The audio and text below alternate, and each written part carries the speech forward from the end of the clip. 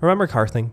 Probably not. It was a little hardware that Spotify sold to its premium subscribers, a small device with a touchscreen that connects to your phone via Bluetooth and Wi-Fi, letting you control your music. They stopped producing it about 2 years ago, probably because of a lack of sales, but people who did buy them were really happy with it. It was originally made for the car, hence the name, but soon a community of people made it work for all sorts of things, like for example a music controller for your desk setup. Sure, it's a bummer that I can't really buy one anymore because when I came to know about it, it was already out of production. But it turns out now Spotify's bricking every single unit that people have ever bought, practically rendering them completely useless.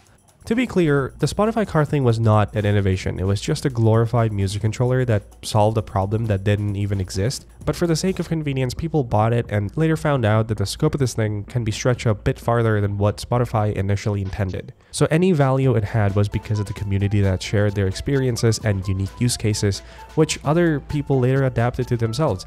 All Spotify did was sell an overexpensive and underpowered pseudo-car infotainment system that was targeted towards people who drove old cars and wanted a better music controller. I don't know if they realized this, but by 2020, which is when the Spotify car thing released, a majority of cars came with pre-installed infotainment systems. And for the ones that didn't, it was like under $100 to get a non-smart music system installed in the aftermarket, and for a smart one I think it was like slightly above $150. The car thing was $100. It was at an awkward place because it didn't come with Android Auto or Apple CarPlay. It was strictly just a music controller that you still needed your phone to function. I don't know if anyone remember this, but in 2012 Google announced the Nexus Q. It's this living alien object. There's something inside of it that wants to get out. It was also another overpriced TV box thing that didn't really interest a lot of people. During its early preview though, the users remarked that the Nexus Q doesn't really do much to justify its price. So Google eventually postponed their launch, but also sent out the preview versions to the pre-orders for free. Now Spotify could definitely look at this and take a couple of notes, but we just don't see those kind of things happen in the tech industry anymore. Coming back to Spotify, it's one thing to create an overpriced music controller, but it's a completely different thing to brick every single unit that they ever sold, basically turning into e-waste. Even before the production was halted, the people who bought it didn't buy it for their cars, but for their desk setups and other parts of their house. Is Spotify embarrassed that their customers were able to find a better use for their stupid product? And is it because of that they're going out of their way to make sure that everyone eventually forgets about it and moves on?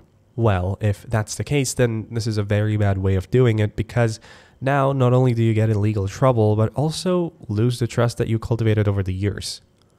Oh wait, I forgot I was talking about Spotify, the company known for making it almost impossible to stick with them compared to their competitors. For me personally, there's only one thing that is keeping me from moving on to a different platform, and it's Spotify Connect. It's not hard to copy your entire library to a different service. There's apps and websites that do it for free. It's obvious that the car thing was going to underperform in terms of sales because of the market that it was targeted towards. And also pretty obvious that they're probably not going to sell anything hardware related product in the future, which is a good thing. And even though Spotify is refunding their customers, I feel like it doesn't really solve the issue, because even after the refund, there'd still be no use for the car thing. It's simply e-waste. Anyway, I don't think we can save the car thing at this point. Spotify will be officially pulling the plug in December 2024.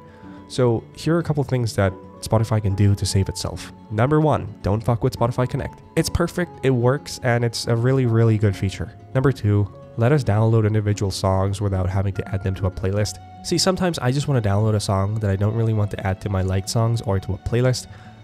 You know, I guess you can just add a section next to liked songs called downloads. And also, why can't I have offline music on only 3 devices at once? That is fucking bullshit. Fix it. Number 3, give us a podcast section. You guys are trying so hard to be that app for both podcasts and music. Then why is it that every time I want to listen to an episode, I have to go to that tiny little tab on the top, which you might as well get rid of entirely because I don't think anybody's using that tab. Number 4, my student's discount is expiring, so I would love if you guys made it cheaper. Thank you.